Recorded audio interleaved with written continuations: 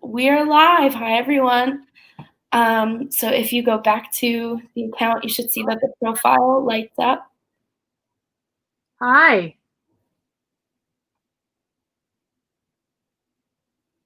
Okay. Excellent. Awesome. So I don't see you on here yet, but once I do, I can invite you on. Okay. Did you get my message? No.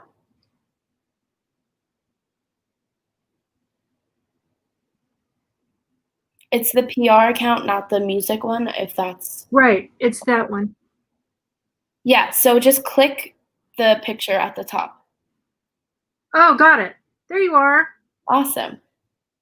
I'm just going to invite you to join. Let me turn that down. Sorry. What to do now is turn your laptop volume completely off. Okay. And then turn your phone volume as low as you can get it so that you can still hear me. Oh, I see. So I'm listening to you from my phone? Mm-hmm. Great. How's that? Yeah, I think we're good. Great. Hi, everyone. If there's any audio issues, please just shoot a comment out so that we can get ahead of it, but I think we should be good to go. Great. Happy Wednesday. This is Liana. She is a previous cyber PR client. We worked together. I ran her Instagram account for a little bit. If you want to just take it away and tell everyone a little about yourself. Thank you.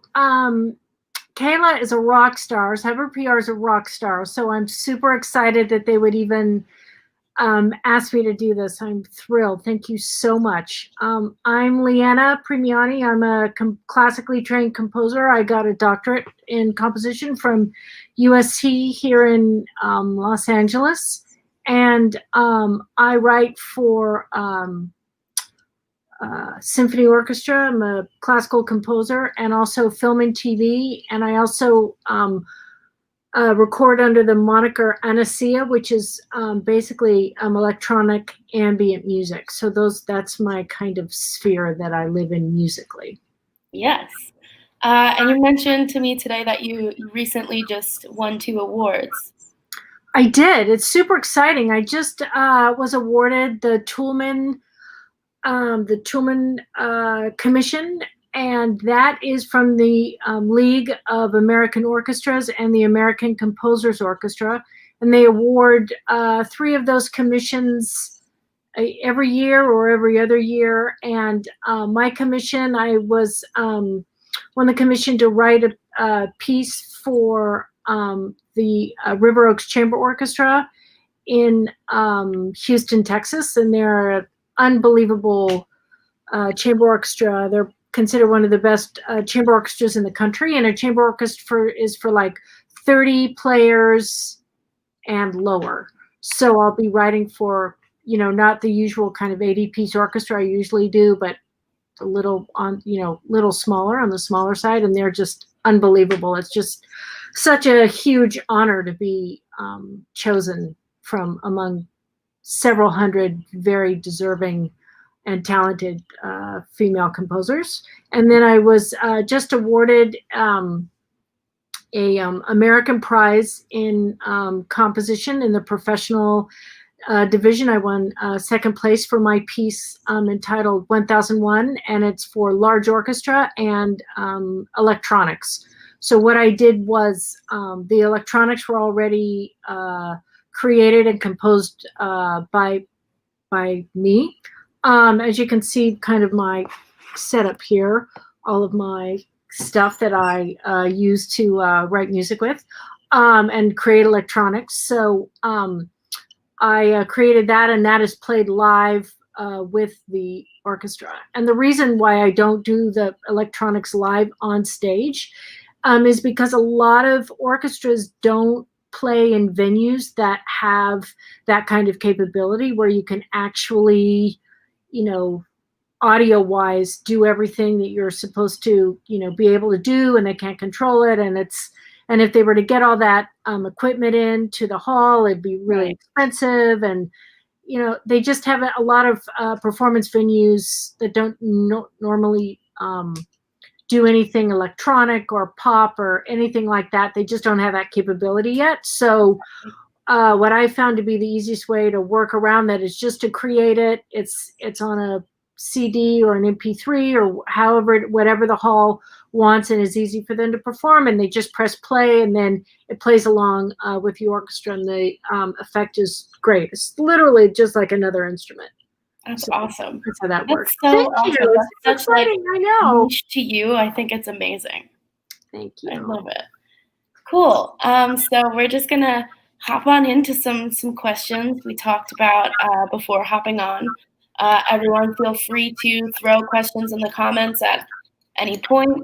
We can always pause and come back to the other questions. Cool. So the first question is, when did you start composing music for film?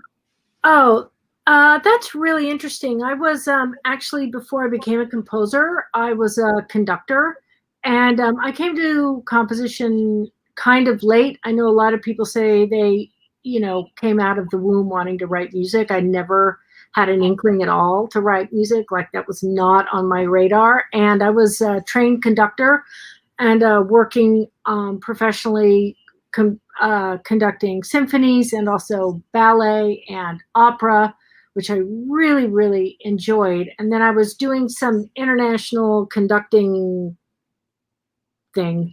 Like, it wasn't a competition, but it was like a workshop, and there was only one other American there, and I was working with another composer, Peter Etfush, if some of you know him, who's a genius.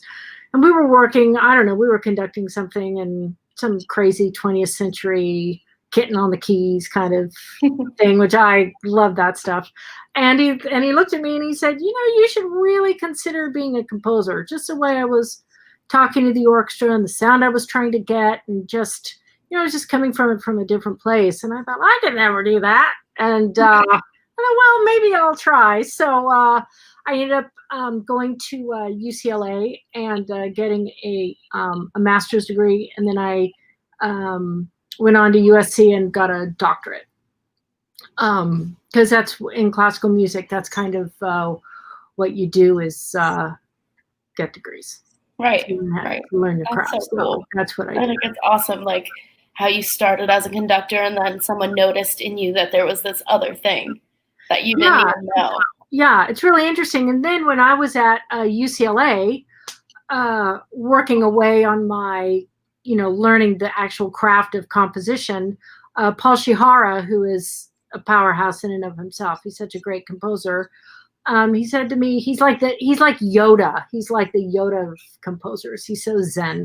And he said to me, you should really think about writing for film, because your music really tells a story. And I thought, I could never do that. Well, maybe I could. And so that's kind of how that. That seems to be a common theme. It's a common theme for me. I could never do that. Like, oh, maybe, well, I could try. I think somebody just, at least for me, I'm sure a lot of people are like this. You never think you can do anything until somebody else kind of validates that feeling. And you're like, oh, maybe I could do that. So I think it's mostly women who feel like that. You're damn right it is. It's just, unfortunately. Yeah. But look, it's getting better. And I think, we're a generation apart. And I know that you didn't grow up that way. Like, I'm a Gen Xer, and I know that for us, we were kind of that bridge between stay in your place and I can do anything. You know what I mean? So, I'm trying to be like you guys. We're more in the like, we're gonna do it. Like, we don't. Yeah, we're just gonna do it. You guys are amazing. Yeah. So next question is, what made you fall in love with film scores? Well, I really like the collaboration process, and I like the idea that your palette is not limited. So when I write for symphony, when I write an orchestral piece, or I write a chamber music piece for like violin and cello and piano, or, you know, some kind of instrumentation, like it's set and you put pencil to paper and you just write the notes. And what I like about film scores is that, you know, there's an element of that for sure, but there's also, you're not limited to an ensemble per se. Like you can add some kind of crazy instrument or guitars, or for me, it's always been electronics, and kind of blurring the line between, you know, live players and creating electronics that you don't know what starts, when the electronics start and when the orchestra stops, that kind of sound. So I think because of my training, both in the more kind of music concrete, legit electronics way. I mean, I didn't come from the DJ scene or that. It was strictly academic.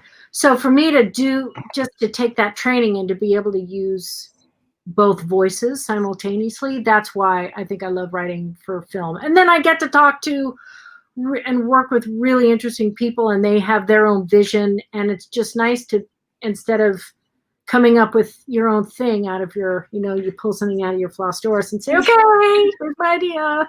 That's always really hard. For me, it's like you talk to a director and they say, okay, I have this idea. I want this. This is the music I listen to. This is what I like. And then you have to take those ideas and create something. And it's not about you. It's about the film. So whatever you do has to be like collaborative, which is creative really, process. yeah, which is great. And I personally, I enjoy that process very much. Yeah. Awesome. How can an artist get started in composing for film? Well, first of all, don't do it. No, I'm kidding. It's a hard road, man. That's all I have to say. There are several ways. I think that, and I know that you guys have talked about this a lot because Ariel's really great at this. You know, there are many paths to being quote unquote discovered, because the whole thing is, I don't think anybody cares. I'd like to think people care about where you go to school, but here, you want to see my wig? Yay, I'm so proud of it. I don't think anybody cares where you go to school, but they care about what comes out of the other end. Right. So there are many ways to skin that cat. So if you feel like you don't have quote unquote training, I think that's okay. Just take what you're good at. And if you're a singer-songwriter and you're really good at that, then you need to try to get your music to music supervisors, or, you know, start posting it and just get some juice on some blogs and do that kind of thing, so that supervisors or people who are looking for, you know, songs for their movies get in. I know a lot of composers start that way. A director hears their song and they're like, wow, I love it. Can you write the rest of my film? And, you know, that happens that way. Also, too, is just looking at film festivals, and there are a gazillion of them, especially for shorts and various film festivals. There's always a list of a lot of people who have submitted. And, you know, it's a slog, but you just go through and you just try to, that's a way that I've had success, is I've gone to film festival websites and just gone through and see, you know, I know what my voice is. I know what kind of project my voice fits into. That's always very helpful. So if you're a comedy person, if you think your music fits into drama or horror or romantic comedy or sci-fi or whatever, a way to find those directors to introduce them to your music is to go to film festivals. There are a gazillion, and then just, you know, friend them on Facebook or Instagram and do that kind of thing. And then just to make sure that you, and I only do this with Kayla because she's such a genius, is just to keep up all of your socials, so that when people are looking for you and they find you, that there's actually something to interest them. Either a track, even if you repost stuff, you don't have to write a new piece every day, but even if you just keep that stuff fresh, because 9 times out of 10, they're only going to scroll down for about 3 or 4 or 5 things. So if you can have 10 fresh things and you just keep them, even if you have to reuse them, because people aren't going to go through your whole feed. So you have to look at it, kind of like that. So it's kind of a combination of things, but I hope that was helpful. You just got to hustle. You just have to start doing things. Another thing people do that I think is really great is they recompose. So if you ever saw a movie and you didn't like the music, you can download and find, not that I would ever do this. You could rip something and 2 or 3 minutes and then rescore it, and then post that on YouTube and rescore it, and then do make sure that your tags are make sure that the tags are such that people can find you when they look for that particular thing. And people are doing a lot of that and having a lot of success at that. I don't have time to do that, but I know that people, that's a thing. So if you don't have a project to work on, or you don't know a director, just start rescoring, and then keep rescoring. Just don't do one. Just keep doing it, and then you get better at it. And then when somebody does call, you'll be ready. And that's kind of the whole point of the exercise. Right. And to what you were saying about the tagging, I think you were trying to talk about YouTube, metadata and keywords. Yeah, we should talk about that just a little bit, because you taught me. Yes. Because nobody really important. I'm like, super. Listening means. He's like, you got to tag it. I was like, oh. And then all of a sudden, everyone started coming. So, yeah, it's really, on top of knowing your gear and knowing your DAW and knowing how to write music and making music, or, writing a song and producing and all that stuff you have to do to get it out.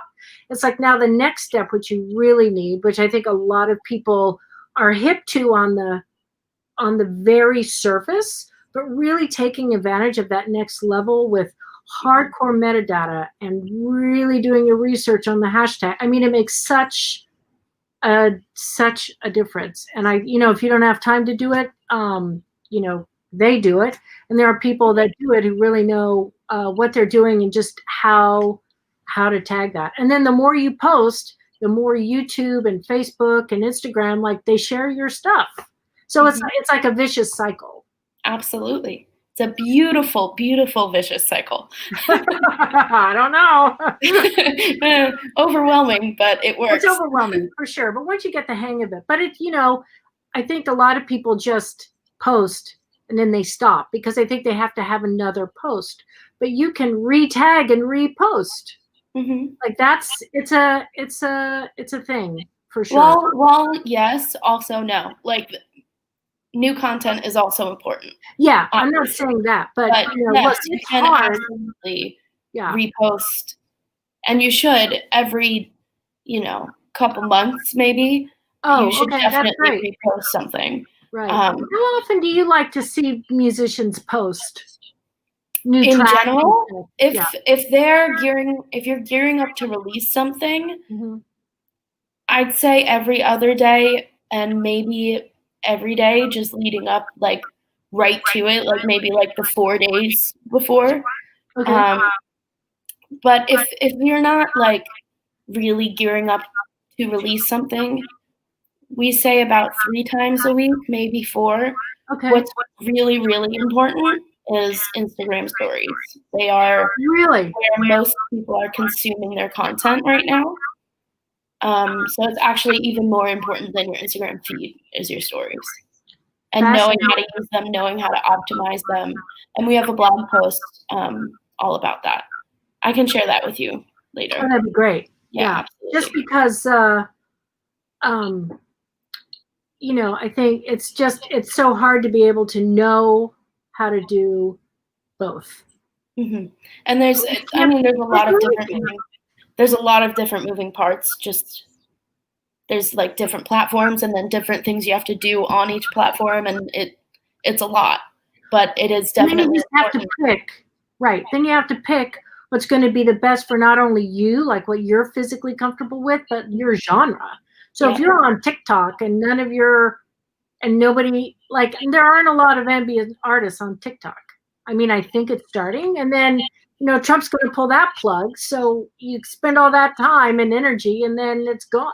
It's gone. It's a wild west out there. Yeah, so whatever you that's why just we find newsletters to be probably the most important thing to grow, because you could wake up and Instagram could be gone, So getting those emails is a direct line to your fans, as well as, posting on social media. You're posting to an algorithm. You're not really posting to every single follower you have, whereas an email is going to go out to every single person you sent it to.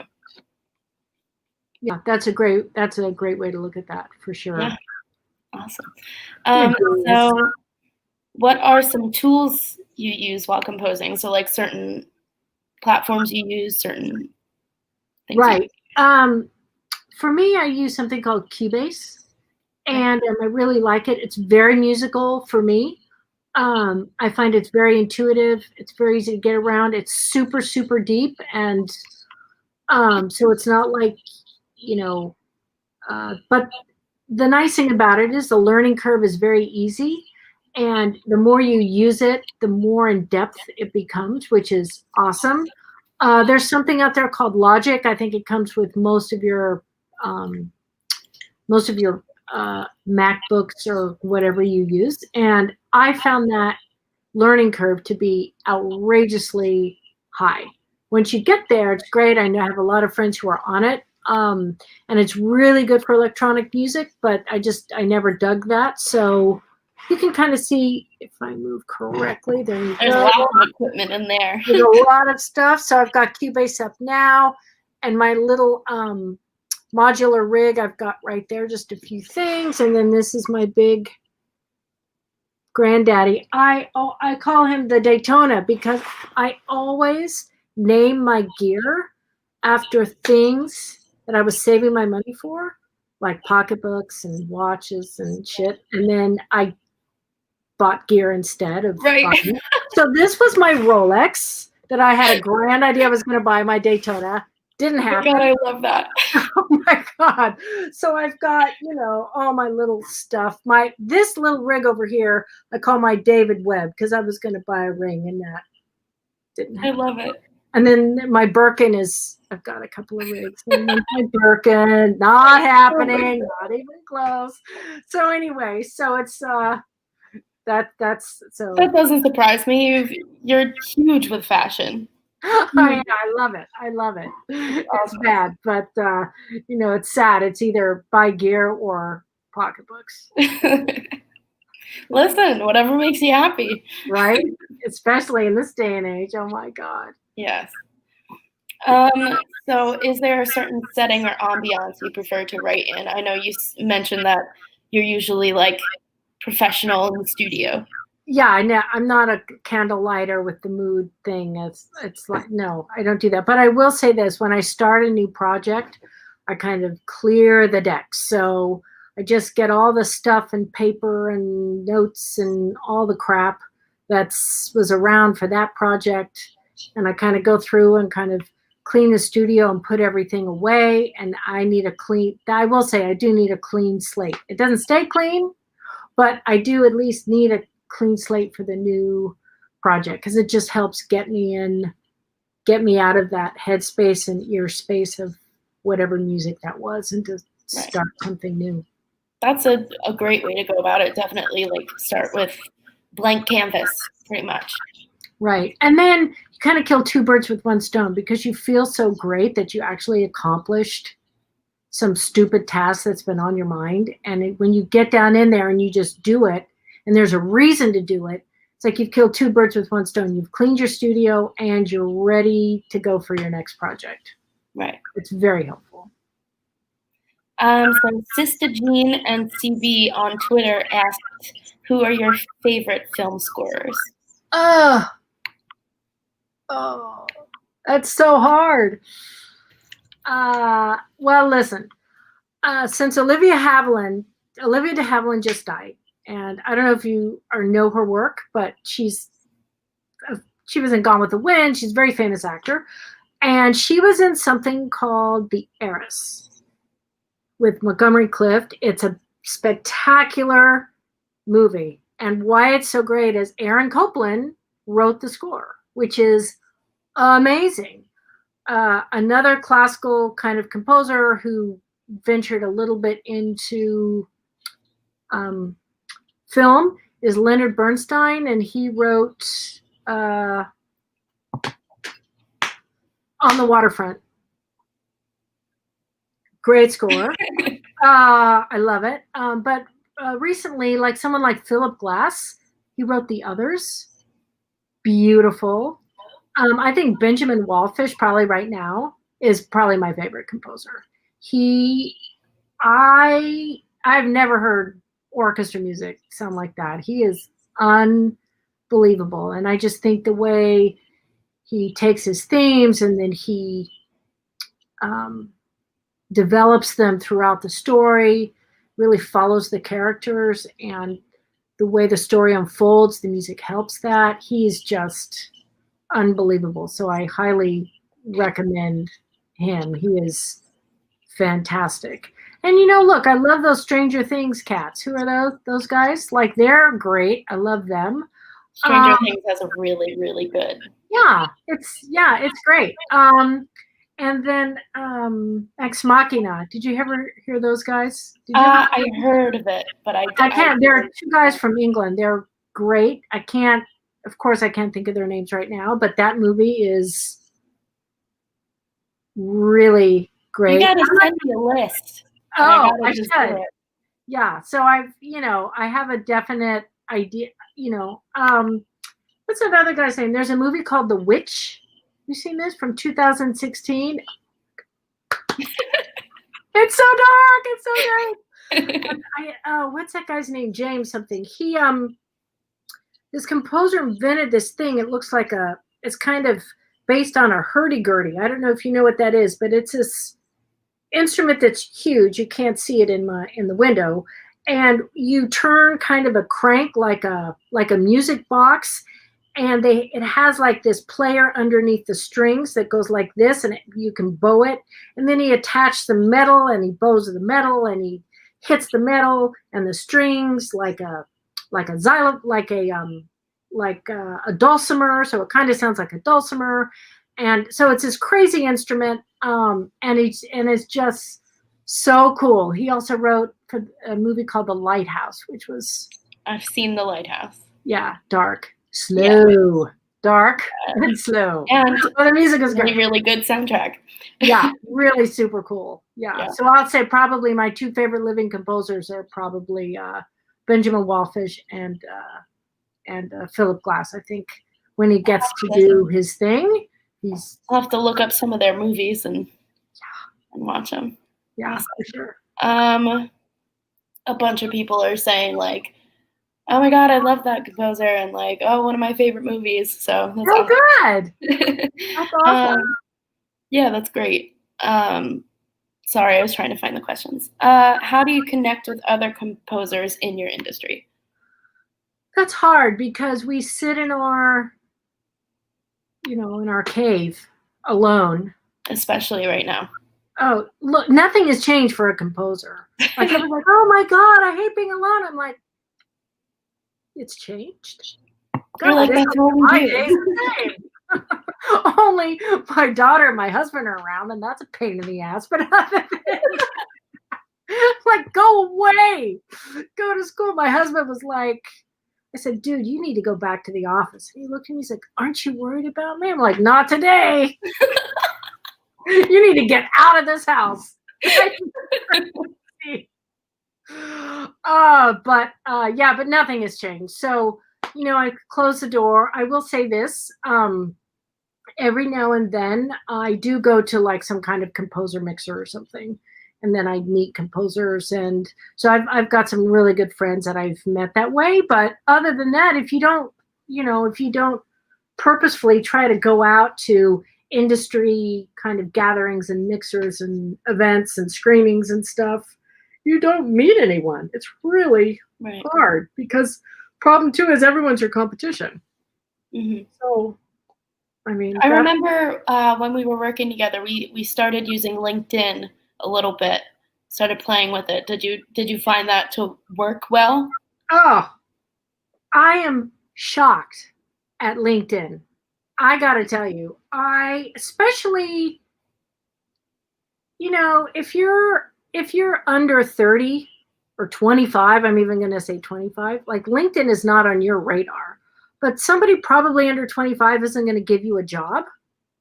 And all the people who have the money, who are going to give you a job, are like your parents and on LinkedIn. Mm-hmm. Go to LinkedIn and just, don't be a jerk. Say, listen to my music, man.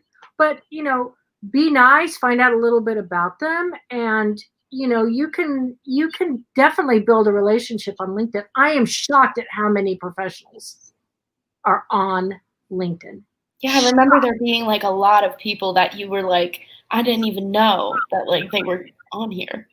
No, and I didn't even think of them. Mm-hmm. So if I need to find somebody who's in the industry who might be a producer from the thing, I can look them up and I can see who the relationship is, like, right? And then you can just go, I would have never known my contact, who's my good friend, knows this person. So I would call a friend and say, hey, do you know X and Y? Oh my God, they're my really good friend. Do you want to meet them?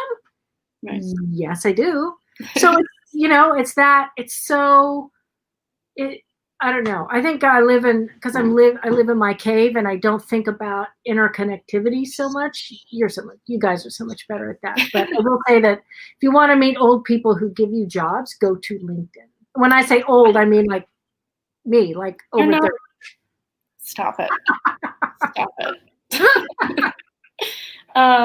We've got about 15 minutes left before Instagram yells at me and tries to kick us off, and we have 2 more questions. So other than that, if you guys have any questions, just throw them in the comments and we will read them out loud and answer them. Is there a movie genre you like to write for most? I know the answer to this, but you do. Not everybody I love to write for like drama and horror and thriller. That's just because of my voice, my musical voice. The music that I write just fits that genre. Sci-fi, drama, horror, thriller, just that little box. That is where I live. Like if you said write a comedy, I mean, yes, but I couldn't do that. Doesn't. If you want to chop somebody's head off, I am your girl. Right. And knowing you and knowing your music, obviously, I completely agree with you. That is your little slice of that world. That is my slice. Perfect for you. Yeah. And I'll say that sometimes, people say if you're writing for film, like you have to be able to do everything. I kind of think those days are done because you can do everything, but I think you better pick something and do it to the best of your ability. It's like when you're applying to college, right? So, you can't be the captain of the volleyball team and the class president and the math and the good writer and the artist and it's like you're not gonna do everything well. B, you have nothing to give anybody that's specific because they're going to find somebody who does math well or volleyball well or whatever it is well. So be the person that does whatever you do the best one at what you do, or at least try. I certainly am not the best, but I certainly work hard to try to do the best and be the best composer I can in my niche. That is my goal. And I agree completely because it's the same thing even with musicians who, don't compose. They have to pick a genre. You can't do hip hop and country. Well, Lil Nas X does that, but for the most part, right, or electronica and like I'm gonna be, Taylor Swift and I'm gonna be, blah blah blah. It's like no. Yeah. Like she even had to narrow down her genre. Like she did it. And if Taylor Swift has to do it, I think we all should do it. And just she's been exploring though. She did explore a little bit with this new album. It's cool.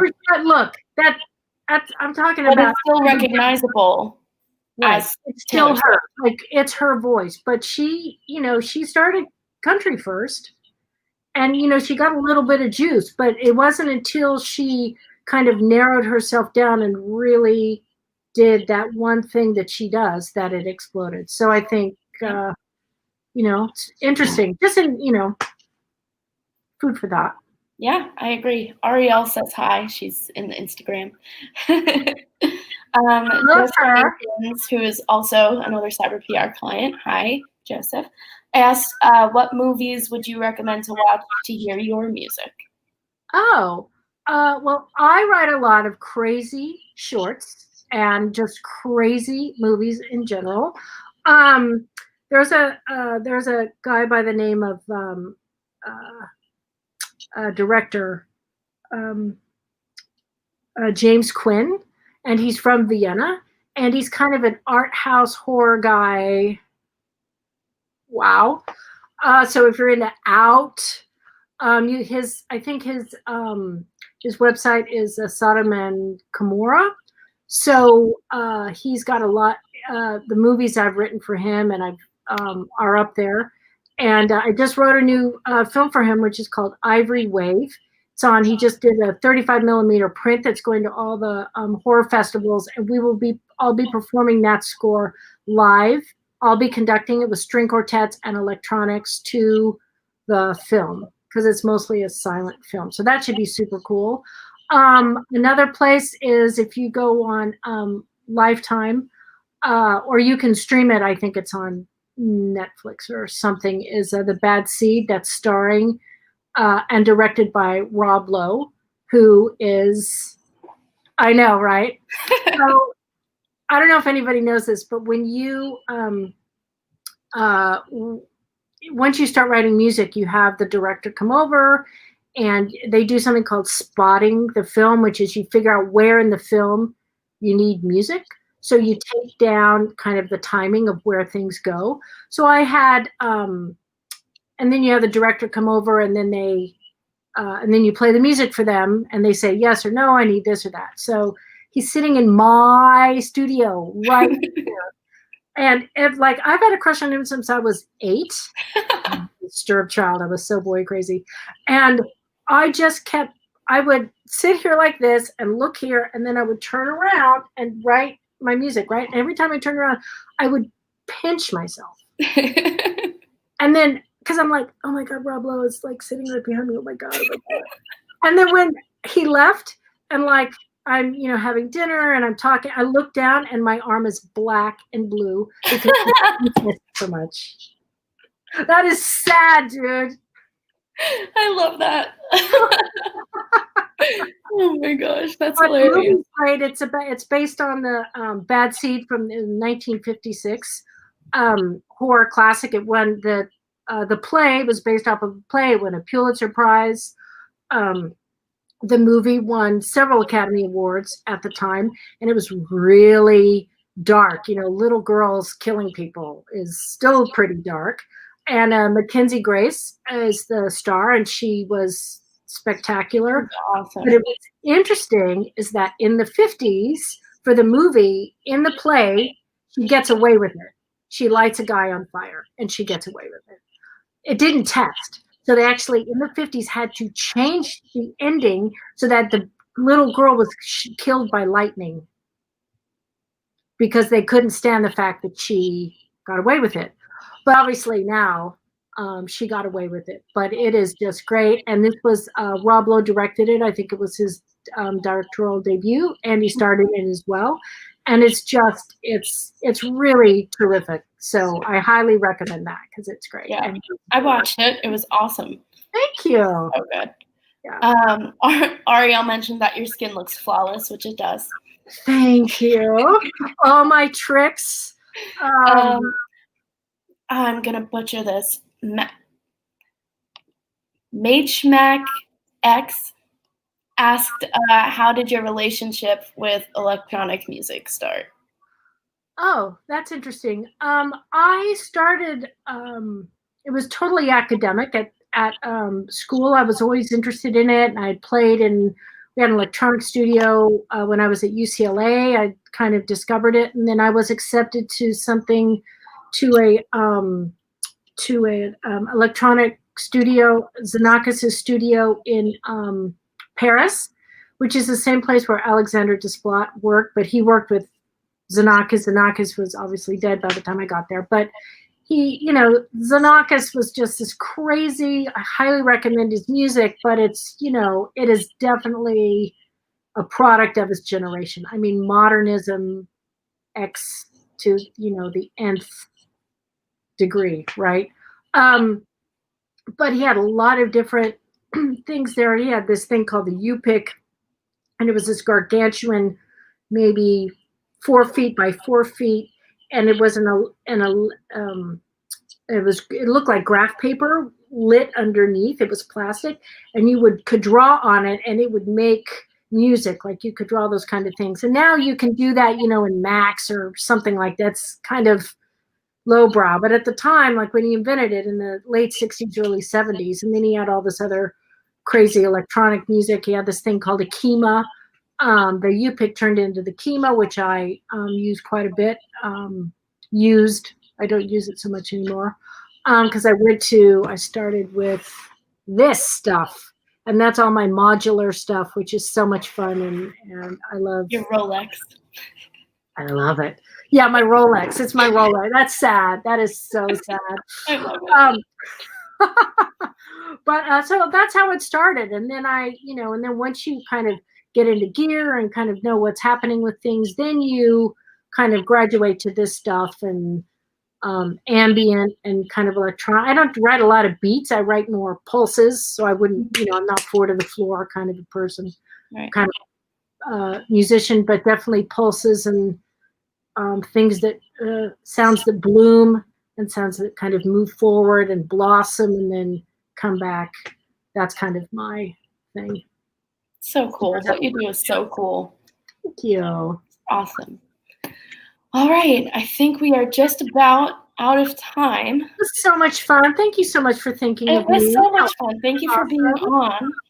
And I will send you that article about Instagram stories. I would love that. Awesome. And then we should have a chat at some point. Yeah, of course. Okay. Thanks so much for tuning in, guys. See you next week. Thanks, everybody. Bye.